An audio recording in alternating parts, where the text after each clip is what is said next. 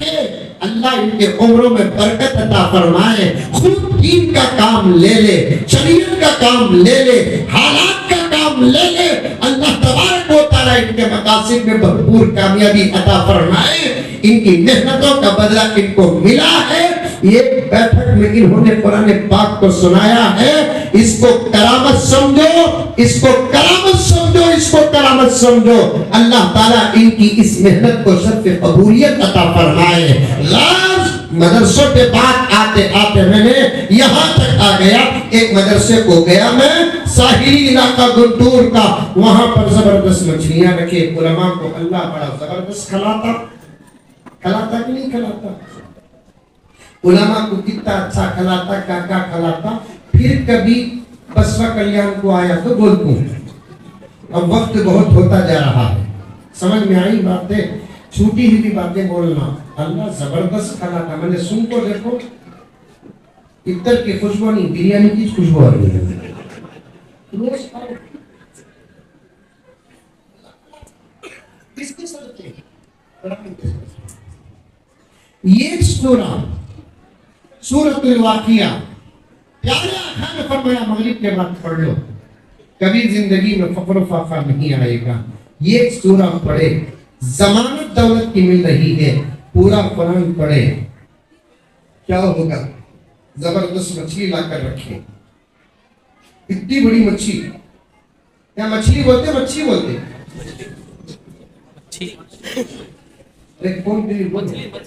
مچھلی بولتے ہیں، پیور اردو چلتی ہے۔ ہمارے بنگلور میں مچھلی کو مچھی بولتے ہیں، بنگلور والے کو پوچھ کو تھکا، یہ مچھلی کا لام گیا کہاں؟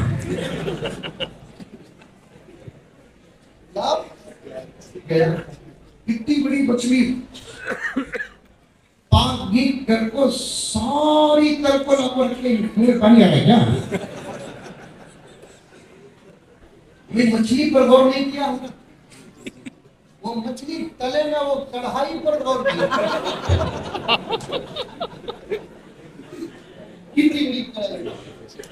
مچھلی بڑی، کیا تعجب کی بات ہے، سمندر میں اتنی بڑی بڑی مچھلیاں ہیں جو ایک وقت میں 3 سے 5 ٹن کھاتی ہے۔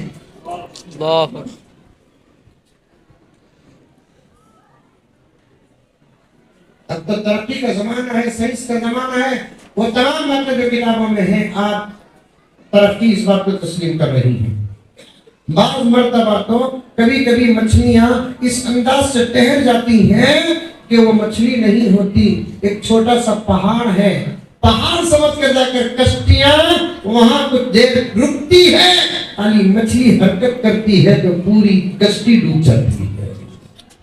اتنی بڑی بڑی مخلوق پیدا کیا ہے اللہ تعالیٰ سمندر میں، معلوم ہے سب سے زیادہ مخلوقات سمندر میں 600 بڑی بڑی مچھلیاں۔ اب وہ سب پڑھنے والے اتنی مچھلی دے کر کیا تعجب کریں گے؟ مجھے وہ مچھلی پر تعجب نہیں ہے، اس کی کڑھائی پر تعجب ہے۔ اب خاص ایک 5-6 مولوی صاحب کو دسترخوان میں بٹھائے، بچت کو عام دعوت، کشل دعوت بٹھائے، اب میں بھی بیٹھ گیا۔ مچھلی کی طبیعت خدا کی قدرت، ہٹتی پانی میں لیکن طبیعت میں گرم، یہ کیا خدا کی قدرت ہے؟ تو پانی میں رہی تو طبیعت میں ٹھنڈا، مچھی کھا کر سردی ہوگا لیکن سردی نہیں ہوتی، گڑ گڑ گڑ گڑ۔ ڈاکٹر بیٹھے تو پوچھو، میں نے بھی ٹھیک کیا ہے، ڈسکنیکٹ کیا ہے۔ مچھلی پانی میں رہتی ہے لیکن طبیعت میں گرم۔ اب وہ گرمی کو ختم کرنے کے لیے پہلے ہی سے نیمبو ڈال کر کھاتے ہیں۔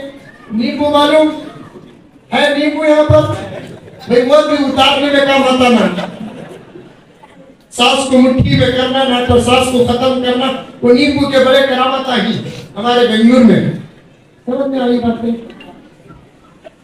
میرے حال۔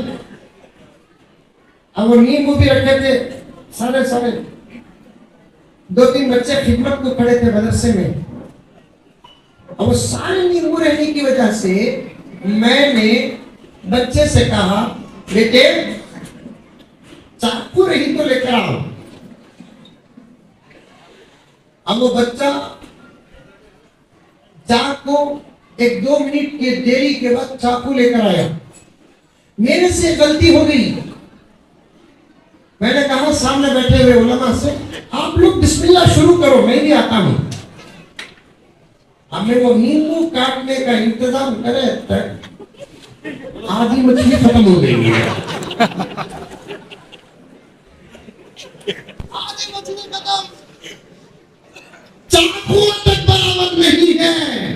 ان بے وقوفوں کو کم نظر آ رہے ہیں. دیکھنا ہو تو آ کر دیکھو ان بچوں کی خدمت کو. اسی لیے کہتا ہوں مدرسے ایسے ویسے نہیں ہوتے. مدرسوں کی خدمت کو دیکھنے کے لیے 4 آنکھ ہونا چاہیے. مدرسوں میں کیا ہوتا ہے؟ 4 مصرے پڑھتا ہوں, سنو. دشمن ہی صحیح لیکن ذیشان بنا دیں گے. دشمن ہی صحیح لیکن ذیشان بنا دیں گے. نفرت کو محبت کا عنوان بنا دیں گے. نفرت کو محبت کا عنوان بنا دیں گے. کچھ روز صحیح لیکن دن رات گزار اپنے. کچھ روز صحیح لیکن دن رات گزار اپنے. یہ مدرسے تجھ کو بھی انسان بنا دے. وہ کام ہوتا ہے مدرسوں میں, حق کا کام ہوتا ہے مدرسوں میں, اخلاق کا کام ہوتا ہے مدرسوں میں, پیار اور محبت کا کام ہوتا ہے مدرسوں میں, صحیح راستوں کے انقلاب کا کام ہوتا ہے مدرسوں میں. انقلابی کام اللہ تعالیٰ لیا. میں ایک طرفہ بات نہیں کر رہا ہوں, حقیقت بیان کر رہا ہوں. اللہ مدرسے اور مدرسے والوں سے لیا ہے. آج بھی مدرسوں کا فیض ہے. میرے پیاروں, آخر کی باتیں عرض کر رہا ہوں. مدرسوں کو سنبھال لو, مدرسوں کو سنبھال لو. مدرسوں کو 2 طریقے سے آباد کرو. ایک بچوں سے آباد کرو, دوسرا مالی اعتبار سے مضبوط کرو. میں کان پکڑتا ہوں, یہاں اور وہاں کی بات نہیں کرتا. پورا ملک میرا ہے, کرناٹک ہمارا ہے, آندھرا پردیش ہمارا ہے, مہاراشٹر ہمارا ہے, ملک کا کونا کونا ہمارا ہے. ہمارے مدرسوں کے یہاں کے آ کر پڑے ہمیں کوئی اعتراض نہیں, وہاں کے آ کر پڑے ہمیں کوئی اعتراض نہیں. مدرسے کے دروازے پورے ملک کے لیے قیامت تک کھلے رہیں گے. لیکن ایک بات ہے, آج کل دیکھا جا رہا ہے ہمارے مدرسوں میں صرف بہار ہی کے بچے پڑھتے ہیں. ہمارے گاؤں کے بچے کیوں نہیں پڑھتے؟ کیا ہمارے گاؤں میں بچے پیدا ہونا بند ہو گیا یا بچے پیدا کرنا بند کر دیے ہیں؟ ہمارے بچے کیا بہار ہی کے بچوں کی ذمہ داری ہے امامت کرنا؟ کیا بہار ہی کے بچوں کی ذمہ داری ہے خطابت کرنا؟ کیا بہار ہی کے بچوں کی ذمہ داری ہے یا جھارکھنڈ کے بچوں کی ذمہ داری ہے کہ وہ امامت اور خطابت کرے؟ ارے وہ کتنے بچے کتنوں کی سفارش کریں گے؟ ان کے ماں باپ کی سفارش کریں گے, وہ دادا دادی کی سفارش کریں گے, خالوں کی سفارش کریں گے. 10 کا اکاؤنٹ پورا ہو گیا تو پھر ہمارا کیا ہوگا؟ ہمارے گھر میں بچہ حافظ قرآن ہو جائے پھر ہماری سفارش کا ٹینشن ہی ختم ہو جاتا ہے. آج صبح بھی میں نے کہا, کل بھی میں نے درس میں ایک جگہ پر کہا, جو اللہ کا بندہ, جو اللہ کی بندی ایمان کی موت مرنا چاہتے ہیں, ان کے لیے آسان عمل یہ ہے کہ وہ اپنے بچوں کو حافظ قرآن بنا دے. اس لیے کہ جس کا بچہ حافظ قرآن ہوتا ہے ان کے ماں باپ کی موت انشاءاللہ تعالی ایمان پر آتی ہے. کیوں؟ اس لیے کہ اللہ نے فرمایا حافظ قرآن کے ماں باپ کو حشر کے میدان میں چاند و سورج سے زیادہ چمکنے والا تاج پہنایا جائے گا. خدا رب العزت اس وعدے کو پورا کرنے کے لیے ماں باپ کو ایمان کی موت دیتے ہیں.